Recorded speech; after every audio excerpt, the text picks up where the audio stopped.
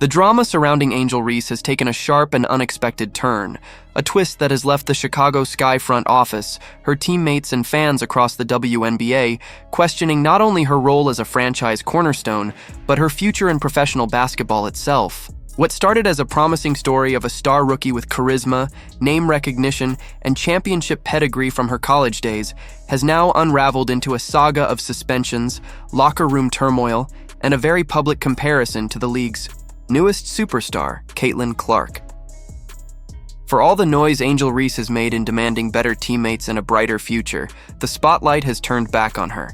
And the question is no longer about what Chicago should build around her, but whether Reese herself is the obstacle in the Sky's path.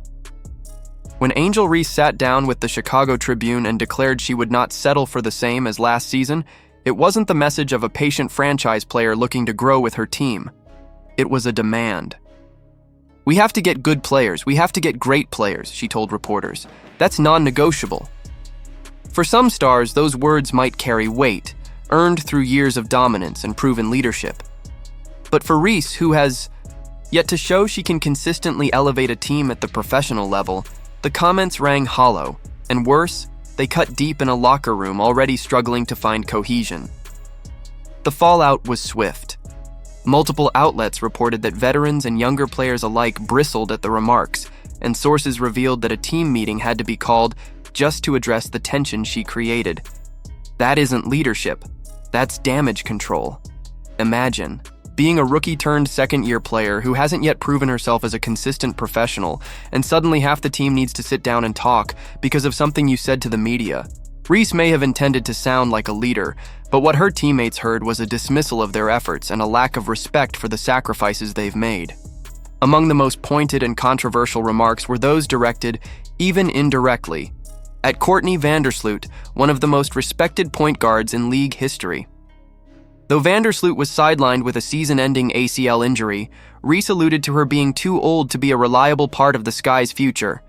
It was a careless comment that landed like a hammer, because Vandersloot isn't just another player. She's a champion, a 5-time All-Star, a proven leader who left a championship-caliber New York Liberty roster to lend her experience to Chicago. Dismissing her with casual ageism wasn't just an insult to Vandersloot.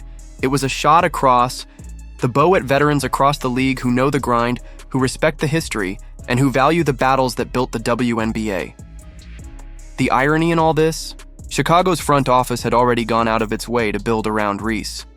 They mortgaged part of their future, sending away rookie standout Sonia Citron, already an all-star candidate, to bring in Ariel Atkins, a proven guard with championship experience.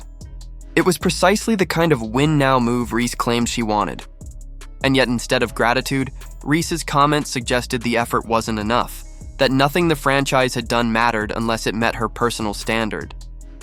That hypocrisy didn't go unnoticed. How can you demand loyalty and effort from a franchise while overlooking the sacrifices they've already made for you? Reese's words didn't just alienate veterans, they cut across the entire roster. Reports suggest even younger players like Hailey Van Lith felt dismissed by the implication they weren't good enough to build with.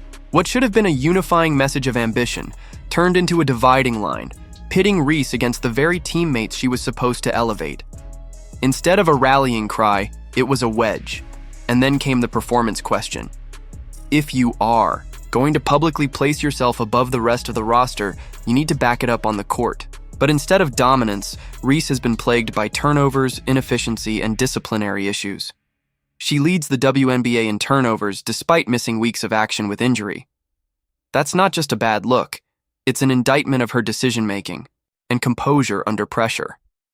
Add to that her struggle with finishing around the rim, 20% of her attempts inside 9 feet getting blocked, and the numbers tell a stark story. She might grab rebounds and put up double-digit scoring nights, but the inefficiency negates the positives. Discipline was another glaring problem. Reese reached the league's automatic suspension threshold with her 8th technical foul of the season. And the timing could not have been worse. The suspension came just before a heavily hyped matchup against the Indiana Fever, the exact game the league had circled as a marquee clash between Reese and Caitlin Clark. Instead of showcasing her talent in a nationally anticipated rivalry game, Reese was forced to sit, sidelined not by injury, but by her own inability to control her temper. For a franchise player, that isn't just embarrassing, it's self-sabotage. What makes this story sting even more for Chicago is the contrast with Caitlin Clark. While Reese has criticized teammates and demanded roster overhauls, Clark has embodied patience, professionalism, and leadership under an even harsher spotlight. From day one, Clark has been the most scrutinized rookie in league history. Every shot, every foul, every reaction has been analyzed under a microscope. Yet she has responded with poise. Even when sidelined by injury, Clark traveled with her team, sitting courtside in street clothes, cheering on her teammates, and demonstrating visible support. That kind of commitment doesn't show up in a box score, but it builds trust, it fosters respect, and it creates culture. Clark has gone further, praising opponents, even Reese, when they've had good performances. Instead of feeding into rivalries, she's built bridges. That's leadership. And it's not just talk. Her presence elevates the Fever's entire roster. Aaliyah Boston looks freer and more dominant with Clark feeding her in the paint. Guards like Lexi Hull and Kelsey Mitchell thrive on the spacing Clark creates. Sophie Cunningham fits seamlessly into the system Clark orchestrates. Even when Clark isn't scoring, she's facilitating, ranking near the top of the league in assists per game. She doesn't just add value individually, she multiplies it across the floor. Chicago Sky fans can't help but notice the contrast. While Indiana sells out arenas and climbs toward playoff contention, Chicago sits near the bottom of the standings, plagued by off-court drama and locker room tension. Reese wanted to be the centerpiece of a rebuild, but the results suggest she has become the anchor holding the team back. Numbers don't lie. The Sky often look more cohesive and energetic without her on the floor. That isn't the mark of a franchise player, it's a red flag. The deeper problem, though, is the perception she's created.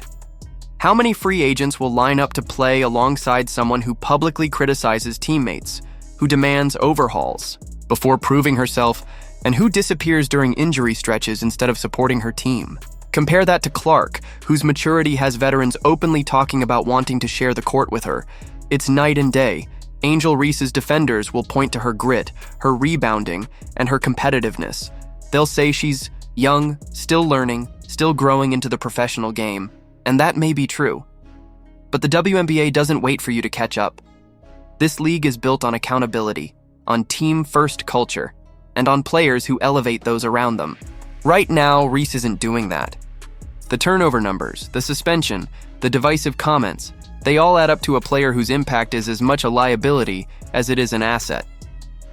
So where does this leave Chicago? The irony couldn't be sharper. Reese demanded her franchise rebuild, the roster around her, but the evidence increasingly suggests the real rebuild might need to start by moving on from her. You can't build a championship foundation on cracks. And right now, Angel Reese looks less like the cornerstone of a future dynasty and more like a fault line splitting her team apart. Meanwhile, Caitlin Clark and the Indiana Fever are trending in the opposite direction.